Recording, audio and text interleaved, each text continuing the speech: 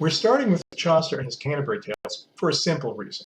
It's the earliest major poem by a major poet that you can read on your own without translation. Yes, you can read it on your own without translation. Yes, you can. It gets easier the more you practice. Trust me. Now, there's earlier literature that we would have to read translated, and translation isn't useful for us because we're studying exactly the things that get lost in translation. If we read a translation of Beowulf, no matter how good, no matter how wonderful the Nobel laureate of a poet translator is, we're going to miss things. We're going to miss the rhythm. We're going to miss the actual sounds of the word. We're going to miss the style. We're going to miss some of the in-jokes, the double meanings, the triple meanings. That is what English class in college is about. So those translations aren't any help to us. Chaucer writes in a now dead dialect of English called Middle English, between the Old English and the Modern English. Where does the Modern English start? Well, around about Spencer and Shakespeare. If you're used to thinking of Shakespeare as the Old English, welcome to something that comes much before him, Middle English. What was Old English like? Old English was like this. Here's the beginning of the great epic Beowulf. Oh yeah, look at that. You can read that. Let me read that for you. What? We gardena in jardagum, Theod kinninga thrimga frunon, who the other lingus elon fremedon. I think that's enough of that, right? Obviously, you can't read that on your own. You would need a translation. How does one learn to read that? The way one studies a foreign language, with like a couple semesters of grammar and vocabulary and a dictionary and a glossary and the whole business. That's English, but that's not an English we can comprehend anymore.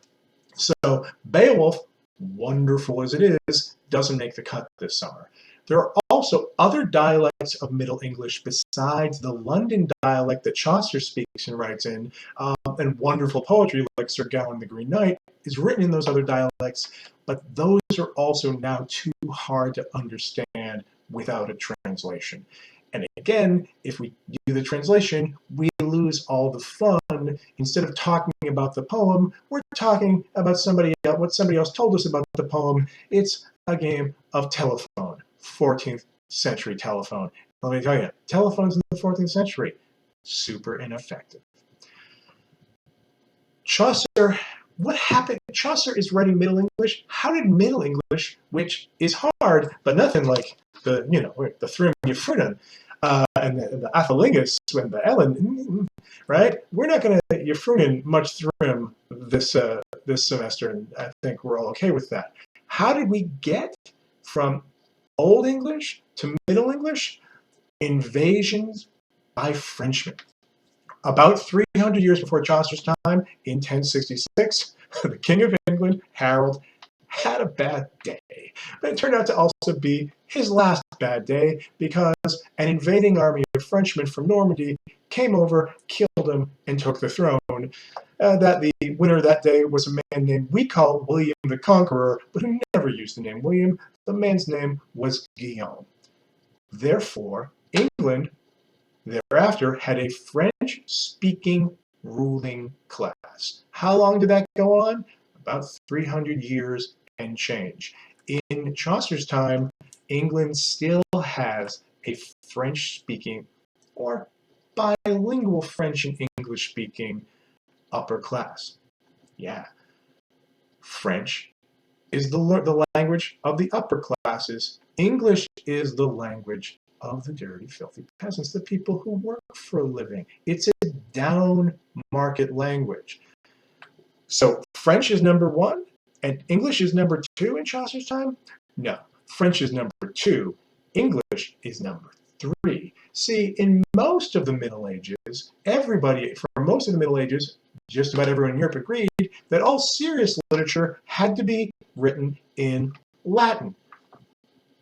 Be like the Roman Empire. Pretend it didn't end. Let's just keep pushing on with Latin like we're serious people. And, in the defense of the Middle Ages, that did provide an international language that people could use across national borders. Chaucer is part of the move to make English a genuine, respectable literary language. He's not the first person to do, he's not the only person doing this, and England isn't the first country to do it. This has already happened in Italy. We're still in England's Middle Ages. Italy's already had the Renaissance. They have had wonderful poets like Dante and Petrarch. They've had the wonderful prose writer Boccaccio, who put Italian on a level as a literary language equal to Latin and said, hey, we can write serious, great poetry in our own language that we speak every day.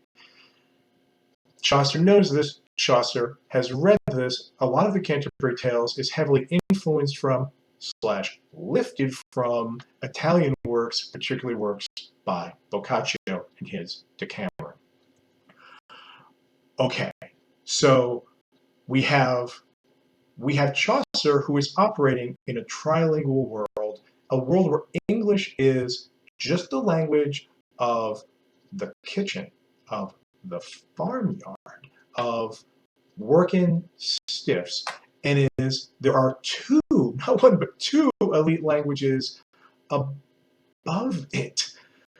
We are used to living in a world where English is the dominant language and where English is the international dominant language, where we can often travel abroad and just use our native speech that we use all the time, and where basically anything we want to read will be put into English for us. Chaucer lives in a world where English isn't even the national language in England, where it's a second or third class language. He is making his pitch for the usefulness and beauty of the English language on a par with French and Latin.